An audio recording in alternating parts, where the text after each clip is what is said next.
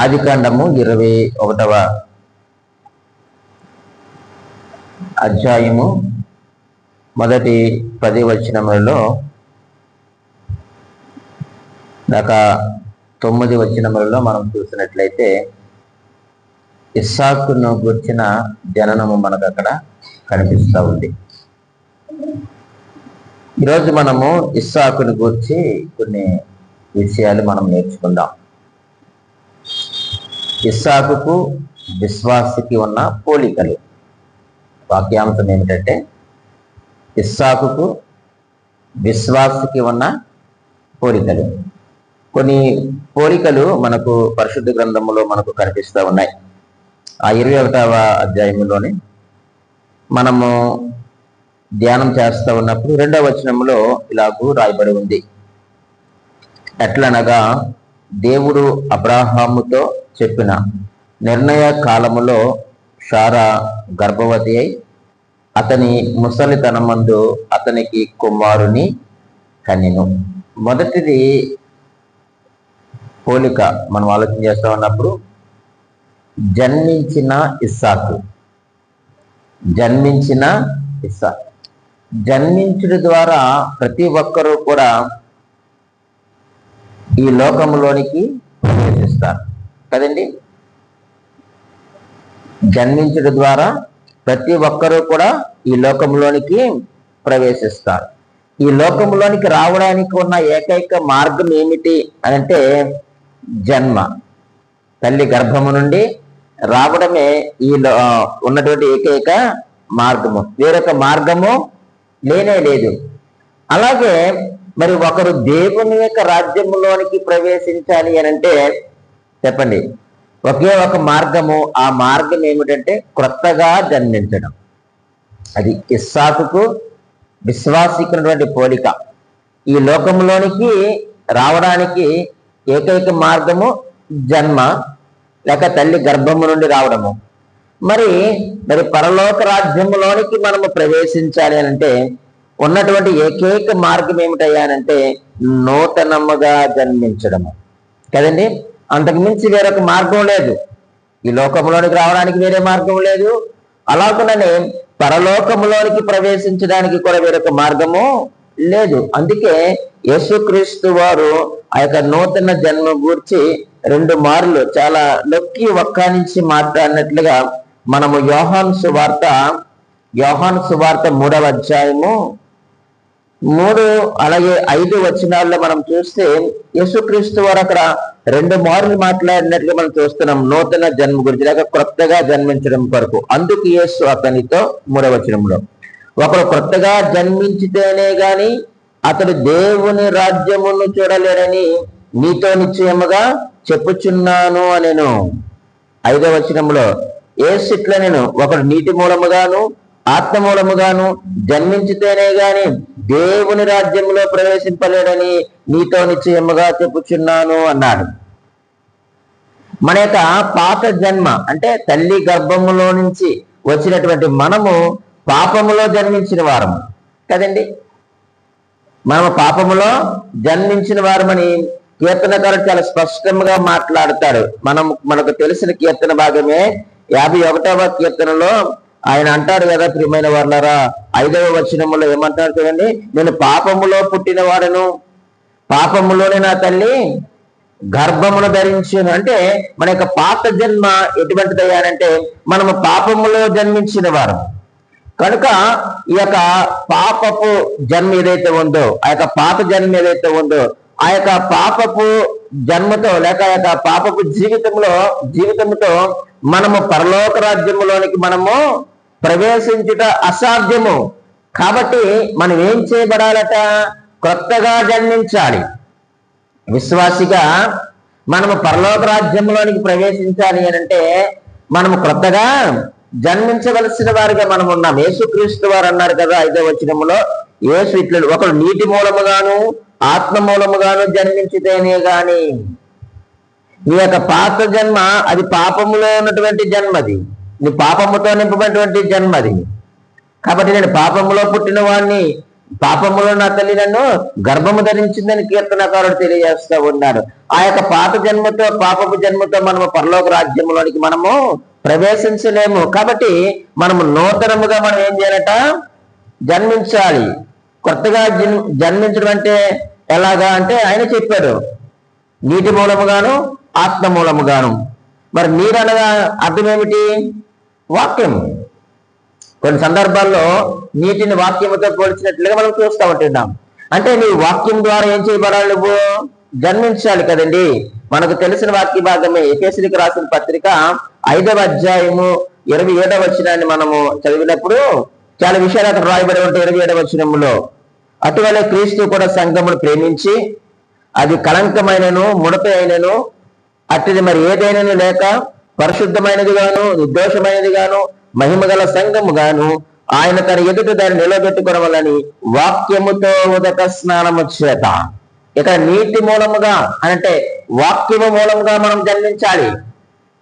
దేవుని యొక్క మాటలు ఉన్నటువంటి ఆంతర్యము వాక్యముతో ఉదక స్నానము చేత దానిని పవిత్రపరిచి పరిశుద్ధపరచుటకై దాని కొరకు తను తాను అప్పగించుకునే మాట మనం చూస్తూ ఉన్నాం.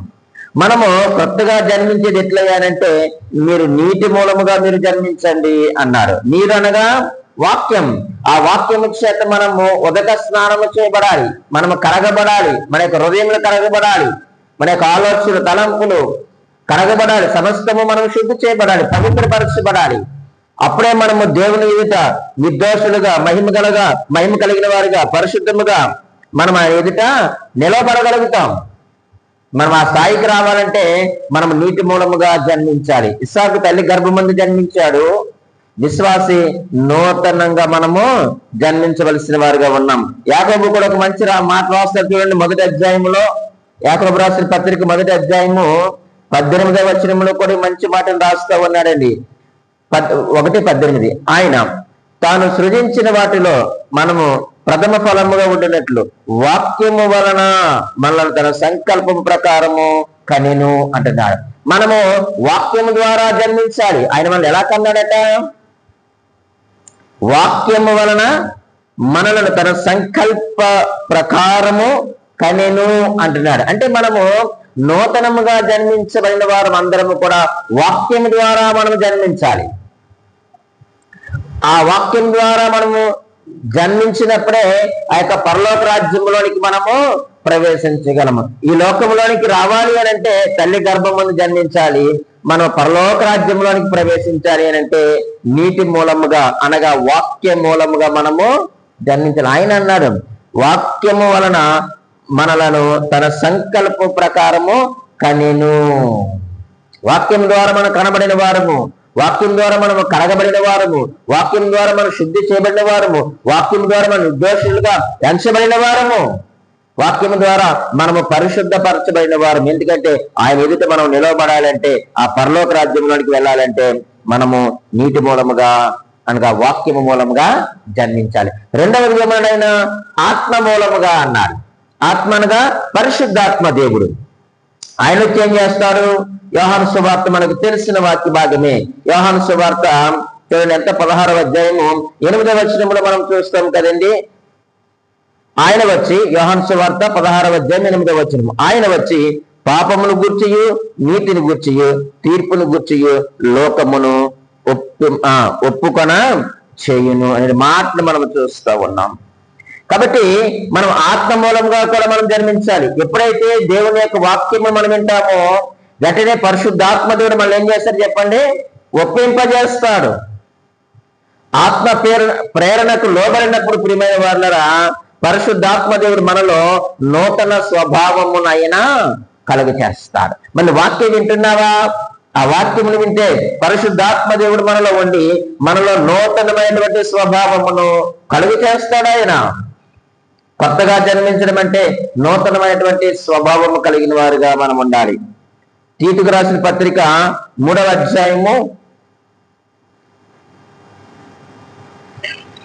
చూడండి 5వ వచనంలో మంచి మాట మనం చూస్తాం. 3వ అధ్యాయం 5వ వచనం, మనము నీతిని అనుసరించి చేసిన క్రియల మూలముగా కాక తన కనికరము చొప్పుననే పునర్జన్మ సంబంధమైన స్నానము ద్వారాను పరిశుద్ధాత్మ మనకు నూతన స్వభావము కలుగు చేయటం ద్వారాను మనల్ని రక్షించను అనే మాట మనం చూస్తున్నాం. తీతుకు రాసిన పత్రిక 3వ అధ్యాయము 5వ వచనంలో అంటున్నాడు, పునర్జన్మ సంబంధమైన స్నానము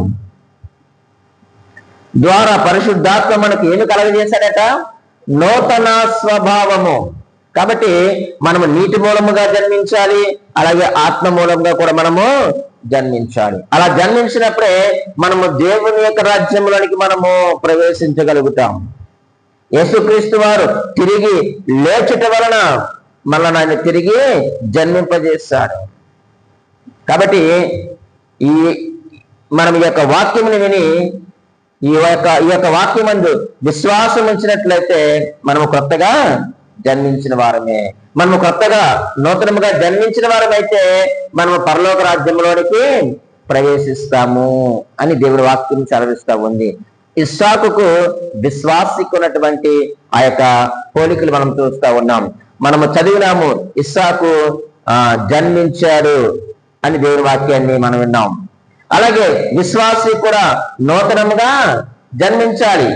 మన పరలోక రాజ్యంలోకి ప్రవేశించాలి అంటే మనం నూతనముగా జన్మించవలసిన వారిగా మనం ఉన్నాం. ప్రియమైన వారులారా, రెండవదిగా మనం ఆలోచన చేస్తే ఇస్సాకును గురించి మనం ఆలోచన చేస్తూ ఉన్నప్పుడు అదే 21వ అధ్యాయము, ఆదికాండం 21వ అధ్యాయము 4వ వచనములో 2వ అంశాన్ని మనం అక్కడ చూడగలుగుతుంటున్నాం. మరియు దేవుడు అబ్రాహాము ఆజ్ఞాపించిన ప్రకారము అతడు 8 దినములైన వాడైన ఇస్సాకు అని తన కుమారునికి సున్నతి చేసెను. రెండవ పోలిక ఏమిటయ్యానంటే ఇస్సాకు సున్నతి చేయబడ్డాడు. సున్నతి పొందిన ఇస్సాకు, అది ఇస్సాకు ఉన్నటువంటి అది గొప్ప ఆధిక్యత. అయితే మరి ఇప్పుడు విశ్వాసులుగా మనము పొందవలసినటువంటి సున్నతి ఏమిటయ్యా అని అంటే, ప్రియమైన దేవుని సంగమా, అది హృదయమునకు సంబంధించింది. ఇస్సాకు అది శరీర సంబంధమైన సున్నతి.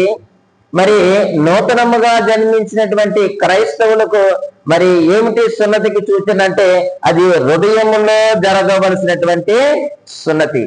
మన యొక్క శరీర హెచ్చలను మనం ఏం చేయాలి? కత్తిరించి పారేయాలి. సున్నతి అనంటే ఆ యొక్క పురుషాంగం పైనటువంటి ఆ యొక్క చర్మాన్ని కత్తిరిస్తారు. సున్నతి అనంటే మనకు తెలుసు, అది 17వ అధ్యాయంలో అబ్రహాము అలాగే ఇష్మాయేలు వారి ఇంటి వారు అందరూ కూడా అక్కడ సున్నతి పొందినట్లుగా 17వ అధ్యాయంలో మనం చూస్తాం. అయితే నూతన నిబంధన గ్రంథములో లేక నూతనముగా జన్మించినటువంటి క్రైస్తవులకి చేయవలసిన సున్నతి ఏమిటి? అది హృదయమునకు సంబంధించిన సున్నతి. అంటే మన యొక్క శరీర హెచ్చలన్నింటినీ మనం ఏం చేయాలి చెప్పండి? కత్తిరించి పారేయాలి. మన యొక్క ప్రాచీన స్వభావం అంటే ఏం చేయాలి? కత్తిరించి పారేయాలి. మన యొక్క పాపపు స్వభావాన్ని మనం ఏం చేయాలంటే కత్తిరించి అంటే విసర్జించాలి. ఆ యొక్క క్రియలను మనం విడిచిపెట్టాలి. మనం క్రైస్తవులుగా మనకు సున్నతి అనంటే అది మన యొక్క హృదయమునకు సంబంధించిన విషయము. ఆనాడు అది శరీరమునకు సంబంధించింది కావచ్చు గాక, కానీ ఈరోజు కొత్తగా జన్మించిన క్రైస్తవులుగా మనకి ఏమిటంటే అది ప్రియమైన వారులారా హృదయమునకు సంబంధించిన సున్నతి. కొలసీలకు రాసిన పత్రిక 2వ అధ్యాయము చూడండి, 11వ వచనములు ఇలాగూ రాయబడి ఉంది. మీరును 2:11 క్రీస్తు సున్నతి యందు శరీరేచ్ఛలతో కూడిన స్వభావమును విసర్జించి ఆయన యందు చేతులతో చేయబడని సున్నతి పొందితిరి అన్నాడు. తర్వాత 12 కూడా, మీరు బాప్తిస్మమునందు ఆయనతో కూడా పాతి పెట్టబడిన వారై ఆయనను మృతులలో నుండి లేపిన దేవుని ప్రభావమందు విశ్వసించుట ద్వారా ఆయనతో కూడా లేచితిరి. అంటే 11వ వచనంలో అంటున్నాడు ఆయన, శరీరేచ్ఛలతో కూడిన మీ స్వభావమును విసర్జించడమే సున్నతి. మీ హృదయమందు మీరు సున్నతి పొందడం అంటే అది. ఆయన యందు చేతులతో చేయబడని సున్నతి పొందితిరి అనే మాటను మనము చూస్తూ ఉన్నాం. కాబట్టి ప్రభునందు ప్రియమైన దేవుని సంగమా, మనము నూతనముగా జన్మించిన వారమైతే మనము సున్నతి పొందవలసిన వారిగా ఉన్నాం. హృదయములో జరుగు కార్యం అది. మనము ఆ యొక్క మూర్ఖమైన వారికి మనము దూరంగా ఉండాలి. ఈ లోకమునకు మనము వేరుగా ఉండాలి. మనం ప్రత్యేకముగా బ్రతకాలి. ఆ యొక్క శరీరాశ నుంచి మనం దూరముగా వెళ్ళిపోవాలి. వాటిని మనము విసర్జించాలి. శరీర క్రియలను మనం విడిచిపెట్టాలి. ఇదే సున్నతి పొందడం అని అంటే. క్రైస్తవులుగా ఇది మనము చేయవలసిన గొప్ప పని. మొదటిది, జన్మించిన ఇస్సాకు విశ్వాసి నూతనముగా జన్మించారు. సున్నతి పొందిన ఇస్సాకు అది శరీర సంబంధమైనది, కానీ నూతనముగా జన్మించిన వారు అది హృదయ సంబంధమైన సున్నతి. మన యొక్క హృదయాన్ని మనము శుద్ధి చేసుకోవలసిన వారుగా మనం ఉన్నాం. మూడవదిగా మనం ఆలోచన చేస్తే మరలా 21వ అధ్యాయము 6వ వచనాన్ని మనము చదువుకుందాం.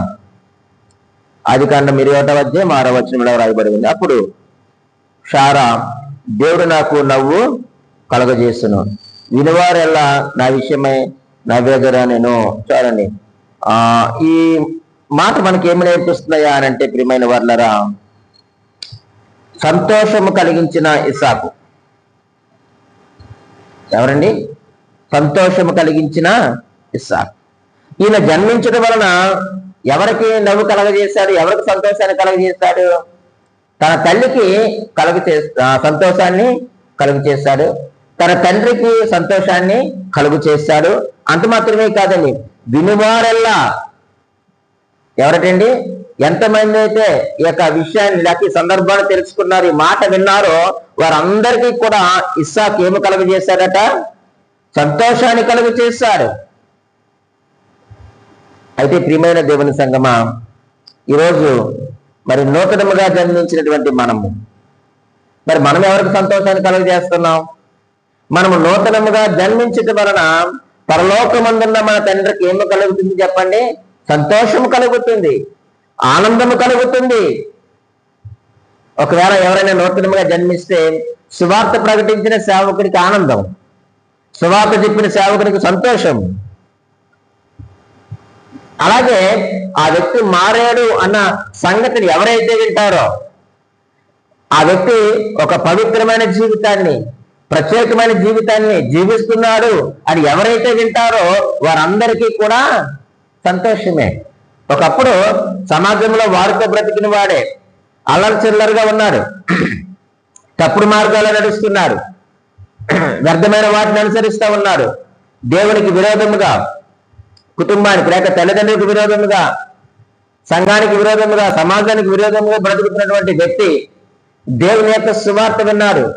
సువార్త విని మారు మనసు పొందాడు అనుకోండి, సువార్త చెప్పిన సేవకునికి సంతోషమే, తల్లిదండ్రులకు సంతోషమే, అలాగే ఆ వార్త వినిన వారందరికీ కూడా సంతోషమే. ఈరోజు మనము దేవుణ్ణి సంతోషపరిచేటువంటి స్థాయిలో మనం ఉన్నామా? అలాగే నిన్ను గూర్చి విన్న వారందరికీ మనము సంతోషాన్ని కలుగజేస్తున్నామా? లేక ఇంకా ఆ పాత జీవితాన్ని జీవిస్తూ వీడేం మారాడండి, ఈయనేం మారిందండి అని మన కొరకు చెప్పుకుంటున్నారా? మనం తిట్టుకుంటున్నారా? మనం చూసి అసహించుకుంటున్నారా? క్రైస్తవులు అని చెప్పుకుంటూ కూడా, నూతనముగా జన్మించాలని చెప్పుకుంటూ కూడా, మన హృదయంలో సున్నతి పొందిన వారి కూడా మనం చూసిన వారికి మనం ఎంతగా ఉన్నామేమో, మన కుటుంబానికి మనం భారంగా ఉన్నామేమో, మన బంధువులకి మనము భారంగా అసహ్యంగా మనం ఉన్నామేమో. వీడేం క్రైస్తవుడురా, వీడేం మారాడురా, వీడేం మారు మనసు పొందాడురా అని నీ గురించి నా గురించి మాట్లాడుకునేటువంటి స్థాయికి దిగజారిపోయావేమో. నువ్వు సంతోషాన్ని కలిగించే స్థాయిలో నీవు ఉండాలి. నీ కుటుంబానికి సంతోషాన్ని కలిగించాలి. ఇస్సాకు పుట్టడం వల్ల తన తల్లిదండ్రులు సంతోషించారు, ఇస్సాకు పుట్టాడని వినిన వారందరూ కూడా సంతోషించారు. మరి నీవు మారేవన్న విషయం వినిన వారందరూ కూడా ఏం చేయాలి? సంతోషించాలి. ఏది నిన్ను బట్టి ఎవడు సంతోషిస్తున్నాడు? మనం క్రైస్తవులమే కదా, క్రీస్తులను మనం జన్మించిన వారమే కదా. నువ్వు సమాజంలోనికి వెళితే నేను చూసి ఎవడు సంతోషపడుతున్నాడు? అరే ఒకప్పుడు ఈ వ్యక్తి ఎంతో భయంకరంగా ఉండేవాడురా, కానీ ఇప్పుడు యేసుక్రీస్తు నమ్మిన తర్వాత అబ్బా వాడి జీవితమే వేర్రా. అప్పుడప్పుడు మా ఫ్రెండ్స్ నాకు ఫోన్ చేస్తున్నా, చాలా మంది ఫ్రెండ్స్ ఉన్నారు. మా ఫ్రెండ్స్ మొత్తం అన్ని కులాల నుంచి నాకు స్నేహితులు ఉన్నారండి. గొప్ప విచిత్రం ఏంటంటే అన్ని కులాల నుంచి నాకు స్నేహితులు ఉన్నారు. అప్పుడప్పుడు వాళ్ళు ఫోన్ చేస్తారు. ఎలా ఫోన్ చేస్తారంటే వారు మాలలు వేస్తారు. అయ్యప్ప మాల వేసేవారు కొంతమంది ఉన్నారు, భవానీ మాల వేసేవారు చాలా. వారు ఇడుముళ్ళు తీస్తారు కదండి, అదే మాల తీసేసినప్పుడు భోజనాలు పెట్టుకుంటారు. నాకు సరదాగా ఫోన్ చేస్తారు. ఫోన్ సరే బావా రేపు నాకు విడుములు భోజనాలకు రా అంటాడు. అని మీరు రారులేరా, మీరు క్రైస్తవులు కదా, మీరు దేవుని నమ్ముకున్నవారు కదా, మీరు రారు, వద్దులే సరదాగా చెప్పులే బావా అంటాడు. అది మనం ఆ విధంగా మనం బ్రతకాల. అప్పుడప్పుడు సహజంగా వాళ్ళందరూ హైందువులు కాబట్టి వాళ్ళ యొక్క పిల్లలు మెచ్యూర్ ఫంక్షన్ సండే పెట్టుకుంటారు. నాకు కార్డు పంపిస్తారు, వాట్సాప్లో ఫోన్ చేస్తారు, బాబు నువ్వు తప్పకుండా రావాలరా అంటారు. తర్వాత ఏమంటారు, నీకు ఎక్కడ కుదురుతుంది బాబా, ఆదివారం మీ దేవుడిని మీరు ఆరాధించుకుంటారు కదా అంటారు. ఒకప్పుడు వెళ్ళిన వాళ్ళమే, ఒకప్పుడు వాళ్ళు పిలిచినప్పుడు వెళ్ళాం. కానీ ప్రభువుని ఎరిగిన తర్వాత, ప్రభువుని అంగీకరించిన తర్వాత నేను రానని చెప్పాను, వాళ్ళు అర్థం చేసుకున్నారు. వాళ్ళు అప్పటి నుంచి ఏమంటారు, ఒరే వాడు రాడురా, రమ్మన్నా సరే కానీ మనం పిలవడం వేస్ట్. వాళ్ళు ఆదివారం రారు, మనం ఏ కార్యక్రమాలు చేసుకున్నా వారు రారు తినరు అని ఖచ్చితంగా వాళ్ళు చెప్తారు. అలాగని మా స్నేహం ఎక్కడా చెడిపోలేదు, నా స్నేహం ఎక్కడ కూడా వారితో చెడిపోలేదు. మేమందరూ కలిసి ఉన్నాం. నేను మా గ్రామానికి వెళ్ళినప్పుడు అందరితో కలిసి ఉంటాను. నేను అన్నవరం వెళ్తే తప్పనిసరిగా అక్కడ అందుబాటులో ఉన్న వాళ్ళందరూ 2-3 ఫోన్ చేస్తున్నాను, ఒరే నేను అన్నవరం వచ్చింది రండి సరదాగా టిఫిన్ చేస్తాం హోటల్కి వెళ్ళి, మళ్ళీ ఎప్పుడో కలుస్తాం. అంటే ఈ యొక్క బంధాన్ని మనం కొనసాగించాలి. అట్ ద సేమ్ టైం మనం క్రీస్తు బిడ్డలని వారు గ్రహించాలి. కాబట్టి నన్ను ఏ విషయంలో కూడా వారు ఆటంకపరచరు. ఒకవేళ వారికి సిగరెట్ కాల్చే అలవాటు ఉంది, కానీ వారు ఏం చేస్తారంటే ఎవరెవరో వద్దురా, ఎవరున్నారు, మన ప్రసాద్ బాబు ఉన్నాడు కాబట్టి మనం కాల్చకూడదు సిగరెట్, వాడు వెళ్ళిపోయిన తర్వాత మనం కాల్చుకుందాలి అంటారు. అంటే మనము ఇతరులకు మాదిరికరంగా మనం కనిపించాలి. మనం జన్మించడం ద్వారా అనేకులు సంతోషించాలి. వారు భయపడతారు. నా దగ్గర మాట్లాడడానికి, ఒకవేళ పిల్లలు కాబట్టి వాళ్ళు ఏదో కొన్ని వల్గర్ లాంగ్వేజ్ మాట్లాడుతూ ఉంటారు, కానీ నేనున్నప్పుడు అసలు మాట్లాడడానికి ఇష్టపడరు, చాలా మౌనంగా ఉంటారు. నేను మాట్లాడిందే వాళ్ళు వింటూ ఉంటారు. కారణం ఏంటంటే అది నా గొప్పతనం కాదు, దేవుని యొక్క గొప్పతనం.